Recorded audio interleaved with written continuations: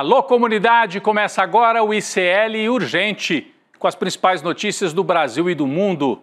Informação e análise a quente, sempre às 5 horas da tarde, o seu novo horário de informação aqui no ICL, sempre às 5 horas da tarde e sempre com a gente na redação. Já está a postos a Laura Couto. Laura, boa tarde. Daqui a pouco temos o anúncio de Donald Trump, né? O dia importante lá. Os Estados Unidos vão anunciar o tarifaço, né?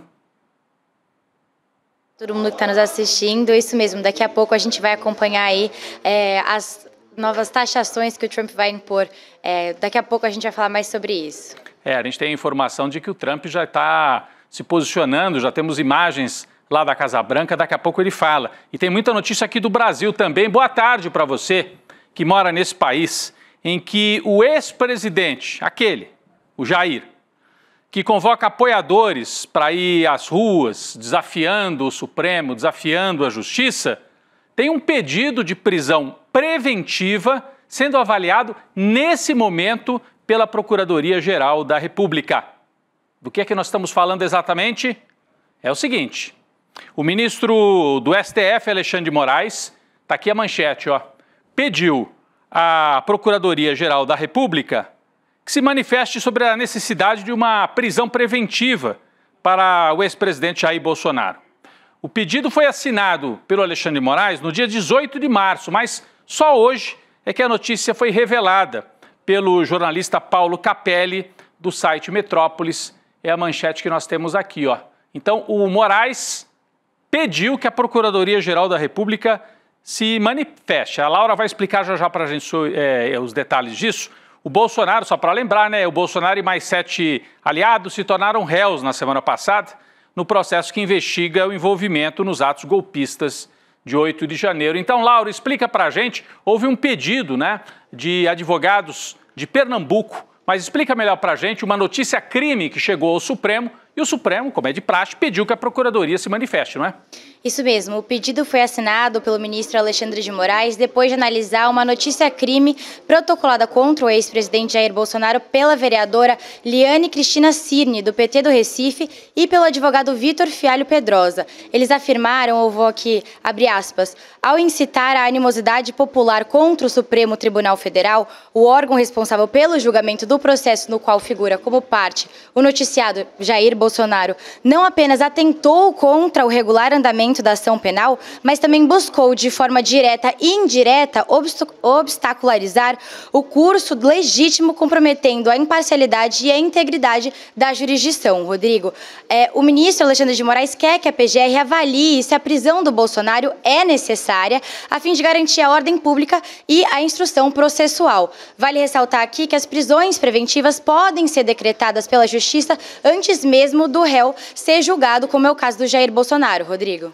Pois é, Laura, desde o começo da investigação ainda da Polícia Federal, naquele momento em que o Bolsonaro se escondeu na Embaixada da Hungria, muita gente perguntou, não seria o caso de uma prisão preventiva? Os juristas, a maioria que a gente ouve aqui no ICL, dizem que aquele teria sido o momento em que o Bolsonaro, que aparece aqui no telão, olha, fazendo manifestação, como já fez várias, aquele momento em que ele se esconde na Embaixada da Hungria teria sido o melhor momento para decretar a prisão preventiva, porque ali ele deu indícios de que estava querendo escapar da jurisdição brasileira, da justiça brasileira.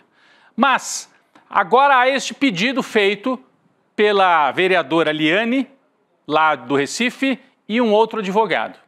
E eles dizem que o Bolsonaro está incitando, está fazendo agitação de rua, está convocando atos que desafiam a justiça brasileira. Então, o Alexandre de Moraes recebeu, é uma notícia-crime.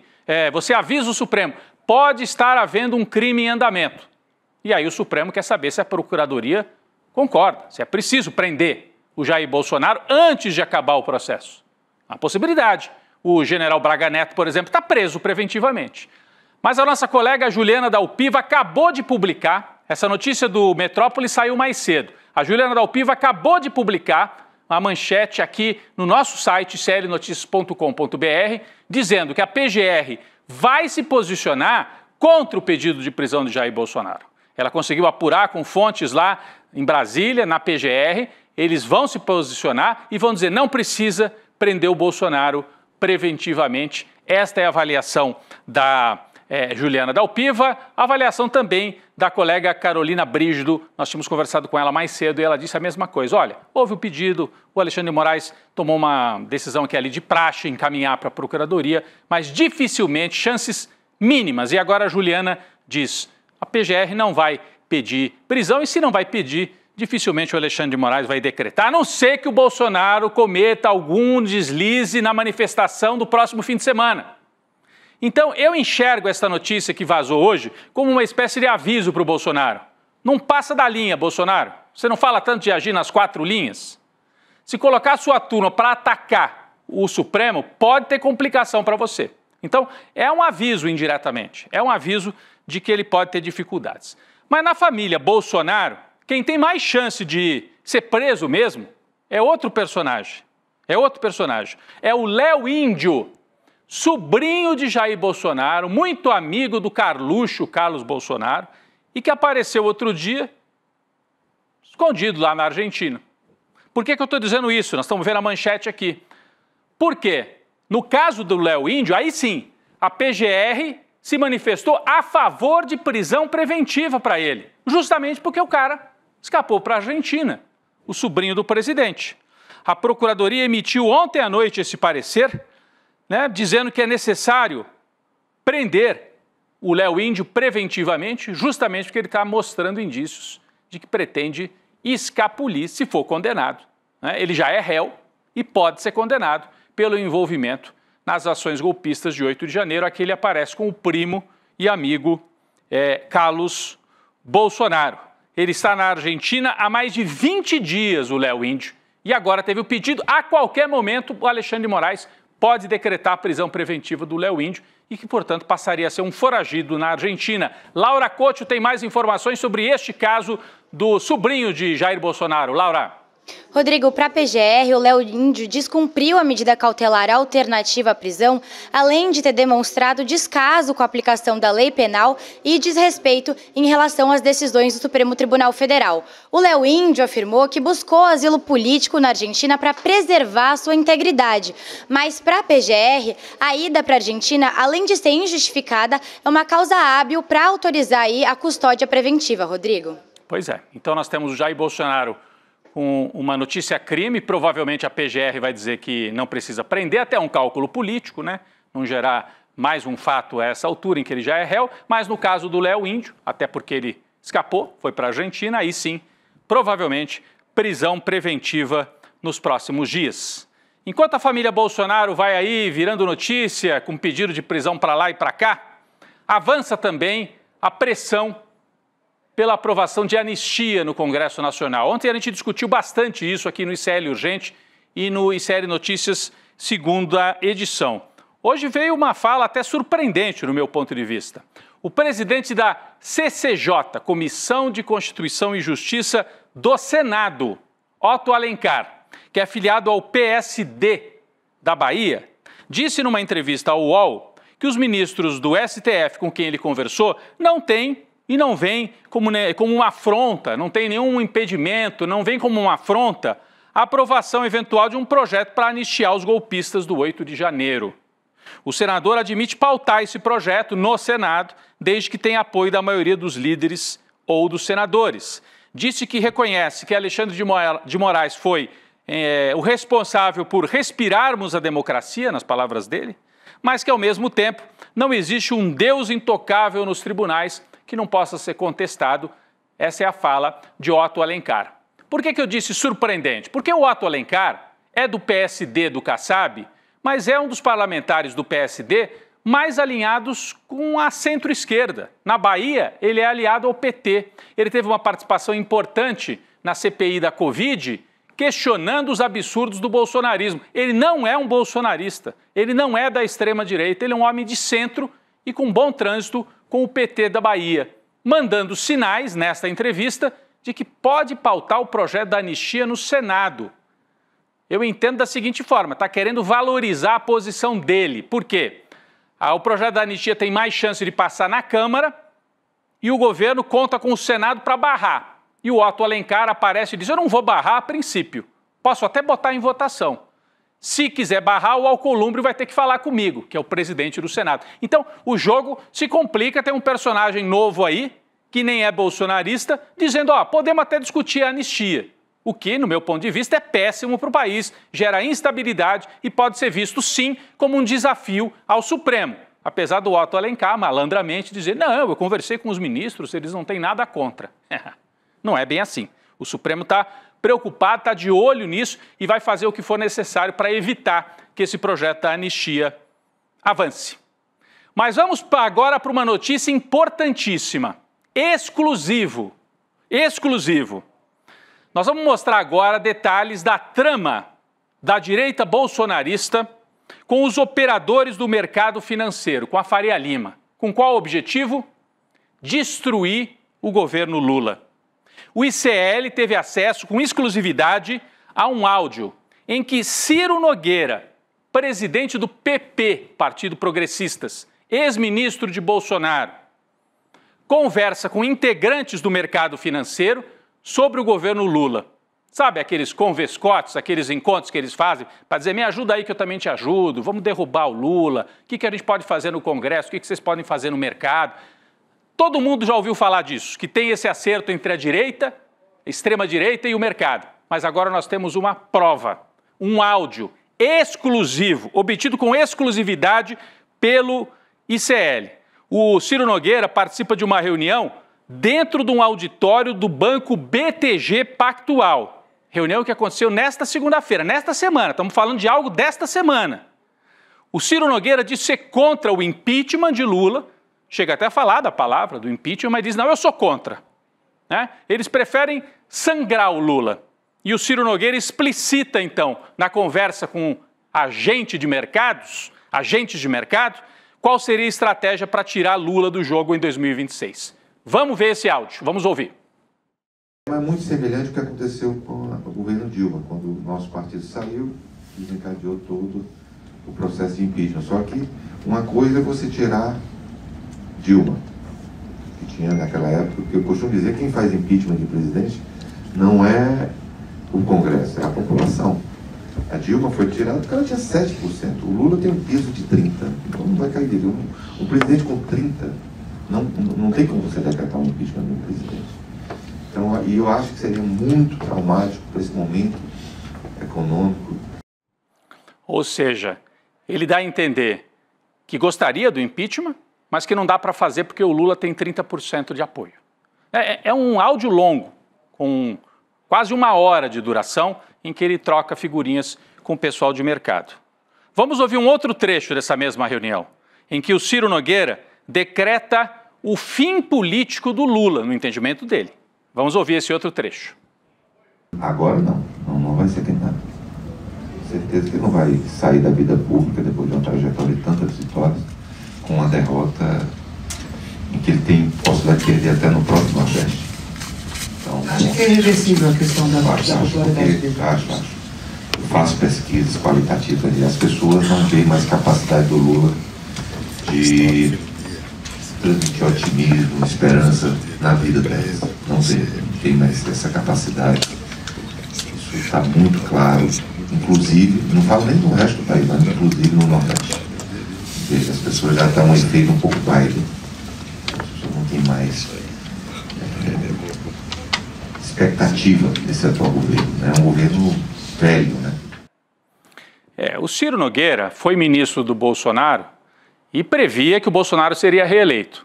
Previa que ninguém derrotaria o Bolsonaro. Fez uma série de previsões em 2026, em 2022 e errou quase todas. Ele é um senador pelo PP do Piauí, por isso que ele ressalta muito, até no Nordeste o Lula está mal, até no Nordeste ele perderia. E ele dá como certo que o Lula nem vai ser mais candidato em 2026. Isso não é verdade. Isso é uma mistura de previsão com torcida. Né? Hoje a situação do Lula está longe de estar tranquila. Mas esse tipo de articulação, de conversa, mostra em que ponto que nós estamos. Rodamos aqui 2 desses trechos. Mas daqui a pouco, no ICL Notícias, segunda edição, com a participação da Heloísa Vilela, do Leandro Demore, do Chico Sá, da Gabi Varela, do nosso timaço aqui de jornalistas e analistas, Nós vamos ouvir outros trechos. A Heloísa Vilela vai trazer mais contexto e análise desse áudio obtido com exclusividade pela equipe do ICL. É uma prova dessa, se precisava, né, dessa parceria, desse bate-bola entre a direita partidária e o mercado, que desde novembro estabeleceu uma espécie de terrorismo no Brasil. As contas explodiram, não tem mais jeito, esse governo acabou. Isso foi feito pela turma de mercado, né? Especulação com dólar. Depois vem o ataque com o Pix, aí foi o ataque da extrema-direita bolsonarista nas redes. A popularidade caiu. Ao cair a popularidade, permite que o Ciro Nogueira faça esse tipo de previsão e aí pede para o mercado ajudar, estabelece cenários, fala do Bolsonaro, fala do Tarcísio, uma série de outros detalhes que você vai ver daqui a pouco no ICL Notícias, segunda edição. Eu convido você, portanto, para ficar aqui com a gente e acompanhar os outros trechos e análise dos jornalistas da nossa turma aqui do ICL. Bom, falando em popularidade, em presidente Lula, saiu hoje mais uma pesquisa. Ontem nós trouxemos a pesquisa da Atlas, que até mostra uma certa estabilidade, a de ontem, né? Parou de cair, né? A aprovação do Lula está assim, estabilizado segundo a Atlas. Já a Quest, que tem uma outra regularidade, tinha feito a última em janeiro e agora fez uma em fim de março, mostra que aumentou a desaprovação do Lula. Aqui está o gráfico principal da pesquisa. E olha como bate com o que eu estava falando. Até novembro, dezembro, quando começou aquela história de descontrole das contas, o dólar explodiu, o governo perdeu o controle, até novembro, dezembro, o Lula tinha mais aprova do que desaprova. É a curva azul. Quando vem novembro, dezembro, vira o jogo. E aí agora o Lula tinha 49% de desaprovação em janeiro e subiu para 56% em março de desaprovação contra 41% de aprovação. Abriu a boca do jacaré aqui, segundo a Quest. O que é preocupante para o governo é que esta queda na aprovação e o aumento da desaprovação acontecem também em setores como moradores do Nordeste. É verdade que no Nordeste, segura um pouquinho, gente, não é esse gráfico ainda, Moradores do Nordeste, ainda o Lula tem um saldo positivo, mas diminuiu. Ainda no Nordeste ele tem mais apoio do que crítica, mas diminuiu.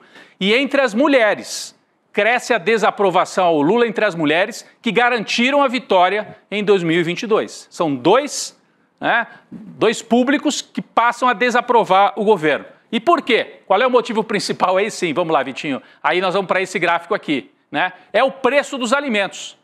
A pesquisa mostra que, quando você pergunta, o preço dos alimentos no último mês subiu, 88% das pessoas dizem subiu. Né? Já faz muitos meses que as pessoas têm essa impressão, mas agora ficou algo avassalador, né? E alimentos, café, ovo, isso tudo bate muito. A renda não dá para fazer a compra completa no mercado, essa é a impressão que chega para muita gente. Bom, o que o Lula teria de positivo? Aos programas sociais. A imensa maioria reconhece a importância dos programas sociais. Bolsa Família, Pé de Meia, Minha Casa Minha Vida, etc. Mas, olha o outro gráfico que vem aqui, olha que interessante. Quando pergunta para a pessoa, você acha que os programas sociais são direitos que ninguém tira ou eles podem ser tirados, dependendo do governo? A maioria acha que são direitos que ninguém tira. Isso aqui muda tudo no jogo para o Lula. Porque nos outros mandatos, o Lula era visto como o pai dos programas sociais, Bolsa Família, Minha Casa Minha Vida, etc., recuperação do salário mínimo. As pessoas, as novas gerações e até as antigas já veem isso como isso é um dado da realidade. Qualquer governo vai manter, o que não é verdade, porque nós vimos que direito trabalhista, por exemplo, eles mexeram recentemente. Mas 51% dizem que os programas sociais são direitos, ninguém tira. Então o impacto de um programa social não é mais o mesmo lá do começo, quando o Lula fez o primeiro mandato, o segundo mandato. Isso muda. Mesmo quando ele vem e faz o pé de meia, tem um impacto, mas é menor, porque as pessoas acham isso é direito, tanto faz quem estiver na presidência, muda muito pouco para mim. Bom, um outro dado importante, né? Vamos para o último gráfico aqui, em relação à questão do imposto de renda. Se houver isenção para quem ganha até R$5 mil, vai ter um impacto para você? Aí perguntaram para as pessoas que vão passar a ser isentos, né? Aqueles que ganham até 5 mil. 53% dizem, vai ser uma melhora importante. E 44% dizem uma melhora pequena. Então as pessoas estão na expectativa que vai ter uma melhora, mas há uma parte grande, mesmo desses que vão ser beneficiados, dizendo, vai ser algo que nem vai importar tanto assim para mim. Então você veja que o Lula tem condição de dar uma virada na popularidade? Tem, mas o caminho não é fácil. Programas sociais não bastam, imposto de renda vai ser importante, mas sozinho também não basta. Vai ter que ser uma operação de muita coisa ao mesmo tempo e baixar os preços dos alimentos, tudo ao mesmo tempo agora, para ter chance de recuperar a popularidade. É o resumo da pesquisa Quest que eu queria trazer aqui para vocês. Vamos continuar acompanhando. Falta muita água, né, para rolar ainda até 2026, mas é um retrato desse momento importante para a gente. Vamos mudar de assunto agora. Donald Trump nos Estados Unidos. Nós temos imagens lá da Casa Branca. Temos imagens da Casa Branca. Donald Trump, nesse momento, anuncia o tarifaço. Vamos acompanhar um trechinho, ver se a gente consegue trazer uma atualização aqui do que ele já anunciou. Vamos lá. Took years and years to get out of that depression, far longer than even FDR had that office right over there for a long period of time. The ramp system, it's rather intricate, was built because of him, and every time you walk up, you think of him, and he did a great job in many ways. Começou agora há pouquinho, enquanto a gente estava aqui no início do programa. O Trump, no início do discurso, anunciou que vai revelar as tão esperadas tarifas de reciprocidade, uma espécie de resposta aos países que taxam produtos importados dos Estados Unidos. Ele agradeceu a equipe, introduziu o seu plano, falou que está abrindo uma nova era de ouro para a América, né, como ele se refere aos Estados Unidos. Voltou a criticar a gestão do Biden, justificou o aumento de taxas para apoiar os agricultores e fazendeiros norte-americanos contra outros países, entre os principais pontos do discurso. E a gente está atualizando agora, tá? Porque está acontecendo agora o discurso, é ao vivo, isso aqui que você está vendo. Tarifa de 25% para todos os automóveis estrangeiros importados pelos Estados Unidos a partir de meia-noite. Isso vale para automóveis. Eu estou, assim, curioso para saber de autopeças, porque o Brasil exporta autopeças também para os Estados Unidos. A gente vai seguir acompanhando e a qualquer momento, aqui no ICL Urgente ou daqui a pouquinho no N2, trazemos mais detalhes. Mas o anúncio do prometido tarifaço acontece agora lá na Casa Branca. A gente tem repercussão já aqui no Brasil, não é isso? Laura Couto, da nossa redação, por favor. Rodrigo, o presidente da Câmara dos Deputados, Hugo Mota, e o relator desse PL da reciprocidade, né, esse projeto de lei, o deputado Arnaldo Jardim, do Cidadania aqui de São Paulo, eles decidiram que vão votar a urgência e levar a matéria à pauta do plenário ainda hoje. Esse projeto de lei permite ao Brasil tomar medidas em resposta a esse tarifaço que o Trump está anunciando agora e a barreiras comerciais impostas por outros países, como, claro, os Estados Unidos, aos produtos nacionais, aos produtos brasileiros. O relator disse que não vai fazer mudanças no texto, que foi aprovado no Senado ontem, em parceria entre o governo e a bancada ruralista. De acordo com esse relator, a Câmara vai votar esse projeto para demonstrar que o Brasil está unido na defesa dos seus próprios interesses e que ele serve como um guarda-chuva de proteção e não como uma medida de ataque aos Estados Unidos. Rodrigo. Importante. Então, o Brasil, uma espécie de consenso entre direita e esquerda, o Senado já tinha feito e agora o projeto de reciprocidade, dando as ferramentas para o governo brasileiro reagir a esse tarifaço que o Trump anuncia nesse momento. Mais uma notícia de hoje sobre o governo dos Estados Unidos, né? A informação de que Donald Trump pode tirar Elon Musk do governo, né? Ele teria dado essa informação a alguns membros do gabinete. E as informações vêm de um site, o site Politico, lá dos Estados Unidos. De acordo com este site, 3 fontes disseram que Trump e Musk tomaram a decisão em consenso, né, de que o Musk sairia do cargo que hoje ele ocupa na administração do Trump. Afirmaram que o presidente está satisfeito com o trabalho do bilionário, como seu conselheiro e também como líder do chamado Departamento de Eficiência Governamental. Laura Couto, tem mais dados sobre isso? Rodrigo, pouco depois da publicação dessa notícia do Político, a Casa Branca afirmou que o Musk vai, sim, se afastar do seu serviço público, mas quando o seu trabalho no DOD estiver concluído. A transição provavelmente corresponde ao fim do tempo de 130 dias que o Elon Musk tem como um funcionário especial do governo, que aí é um status que isenta temporariamente ele de algumas regras éticas e de conflitos de interesses. Então, esse prazo aí deve terminar no fim de maio. O anúncio da saída do Musk teria sido feito feito durante uma reunião de gabinete ainda no dia 24 de março, então no mês passado, Rodrigo. Mas no mês passado, mas agora, na semana passada também, foi há pouco tempo, funcionários disseram que o Musk provavelmente vai manter aquele papel de conselheiro especial transitando pela Casa Branca, papel que o Steve Bannon tinha como principal articulador da extrema-direita no primeiro governo de Donald Trump. O Elon Musk sai, mas não sai. Sai, mas não sai. Continua ali palpitando e muito próximo do governo de Donald Trump. Vamos voltar para o Brasil, notícia importantíssima, né? A notícia sobre um dos deputados mais combativos da esquerda no Brasil, Glauber Braga. Glauber Braga, o Conselho de Ética da Câmara dos Deputados voltou a julgar a representação que pede a cassação do mandato do deputado do PSOL do Rio de Janeiro. O relator do caso, o deputado Paulo Magalhães, do PSD da Bahia, votou pela cassação do mandato de Glauber. Laura Couto traz para a gente mais informações. O processo andou, mas logo depois parou de novo. Explica pra gente, Laura. Foi isso mesmo. Essa representação contra o deputado Glauber Braga é de autoria do Partido Novo, Rodrigo. O processo alega que o Glauber quebrou decoro parlamentar ao expulsar da Câmara dos Deputados o militante do MBL, Gabriel Costernaro, ainda em abril de 2024. A votação acabou sendo interrompida por um pedido de vista do deputado Chico Alencar, do PSOL do Rio de Janeiro, que é aliado do Glauber Braga. O relatório deve ser votado aí na próxima sessão. Só que para impedir que o Glauber Braga tenha um mandato cassado, a bancada do PSOL decidiu recorrer ao Palácio do Planalto. Os deputados do PSOL e do PT pediram uma audiência com a ministra das Relações Institucionais, Gleisi Hoffmann, para falar aí sobre o assunto. O encontro está previsto para acontecer nessa quinta-feira, então amanhã, dia 3 de abril. A ideia é pedir que a Gleisi e outros integrantes do Planalto entrem aí na articulação política para evitar que o Glauber Braga seja cassado aí pelo Conselho de Ética da Câmara. Rodrigo. Vamos seguir acompanhando, seria um golpe muito duro aí para a esquerda, um dos deputados mais combativos, lembrando que o Glauber foi dos primeiros a colocar o dedo na cara do Sérgio Moro e dizer: você é um juiz ladrão. No futebol, o juiz que rouba, que não segue as regras, é juiz ladrão.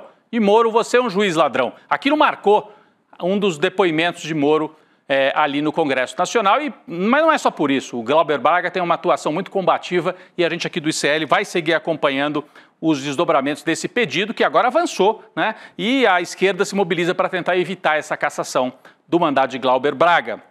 Vamos falar ainda sobre Câmara dos Deputados. Eu dizia agora há pouco na análise da pesquisa Quest que um dos projetos mais importantes para o Lula e que pode ajudar a reverter a queda de popularidade é a isenção para quem ganha até R$5 mil, isenção do imposto de renda. E quem é que vai relatar o projeto? A gente dizia outro dia, o PT abriu mão, vai permitir que alguém do Centrão seja o relator. Só que não é alguém, é o principal nome do Centrão.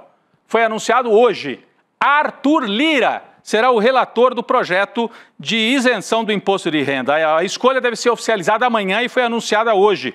Hugo Mota, presidente da Câmara, já adiantou que o texto vai ser alterado pelos deputados, que uma proposta alternativa está sendo elaborada pelo partido de Lira, o PP, o mesmo partido do Ciro Nogueira que apareceu nos áudios aqui, conspirando com o mercado contra o Lula. Olha como a vida do governo não é fácil. Está ali se equilibrando. De um lado, o Ciro Nogueira tentando acabar com o governo, e de outro, o Lula assim, negociando. Ô Lira, relata aí o projeto, ajuda a gente a aprovar, mas a que preço?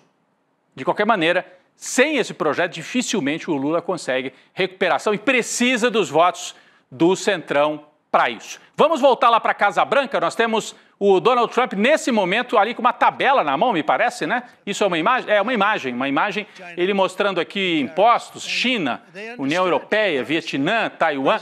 O Brasil não aparece aí, hein? Nas tarifas que eles estão impondo. Está fazendo uma espécie de espetáculo midiático do tarifaço, né? Olha, a gente percebe que a extrema-direita no mundo inteiro deixou de agir tanto pela a pauta dos costumes e partiu para a economia. O Trump está fazendo exatamente isso lá nos Estados Unidos. Daqui a pouco trazemos mais detalhes sobre os anúncios, né, feitos por Donald Trump, os detalhes e as tarifas que podem atingir, inclusive, o Brasil. Você acha que investir e fazer seu dinheiro render é coisa só de milionário? Pois eu conheço um cara que vai te mostrar que investir não tem nada a ver com isso. Eduardo Moreira tem mais de 20 anos de experiência no mercado financeiro e preparou uma aula super especial, uma aula incrível para você aprender, né, como é que você pode fazer investimento. Até você que não abriu nem caderneta de poupança. tem medo, fica assim, não sei, eu vou perguntar para o meu gerente. E o gerente do banco, eles são legais, muitos, né? Mas às vezes também estão fazendo o papel de defender os interesses do banco. O Edu vai te mostrar tudo que você precisa saber para começar a investir com segurança e rentabilidade, fazendo as suas escolhas, não a escolha do gerente do banco. Essa é uma aula aberta online gratuita do Investidor Mestre, programa de educação financeira e investimento pensado para você fugir das armadilhas dos bancos. Vai ser no dia 15 de abril, uma terça-feira, às 8 horas da noite. Não perca tempo, garanta a sua vaga no link. É só deixar o seu e-mail para receber o acesso. Então, você entra em iclurgente.com.br, iclurgente.com.br e faz a sua inscrição para participar dessa aula aberta do Investidor Mestre. Tá feito o convite? Laura, obrigado mais uma vez para você aí pela atualização, né? Hoje um dia quente com essa coletiva, esse pronunciamento do Trump. Obrigado, Laura. Daqui a pouco o Gabi Varela e Chico Sá, com toda a equipe de analistas, tentando entender essa informação exclusiva. O Ciro Nogueira, o áudio do Ciro Nogueira, conspirando com o mercado contra Lula. Eu também estarei lá no N2. O ICL Urgente volta amanhã. Obrigado, gente. Nos vemos. Tem corretora famosa e grande aí sendo processada porque está vendendo coisa que está prejudicando demais os clientes. Tem gente perdendo dinheiro que juntou a vida inteira investindo em coisas assim perigosíssimas que foram oferecidas por essas corretoras. E as corretoras não estão nem deixando a gente falar sobre isso. Estão processando um monte de influenciadores aí que estão alertando as pessoas. Gente, só tem uma maneira de se proteger disso: entendendo como funciona esse mundo das finanças e dos investimentos. A notícia boa é que é muito mais simples do que vocês imaginam. E se ensinado da maneira correta, é até divertido. Eu preparei uma aula para o dia 15 de abril, uma terça-feira, às 8 horas da noite, que eu queria que todos vocês participassem. Uma aula rápida, muito gostosa de fazer e que vai transformar para sempre essa caminhada financeira de vocês. Dia 15 a gente está junto lá.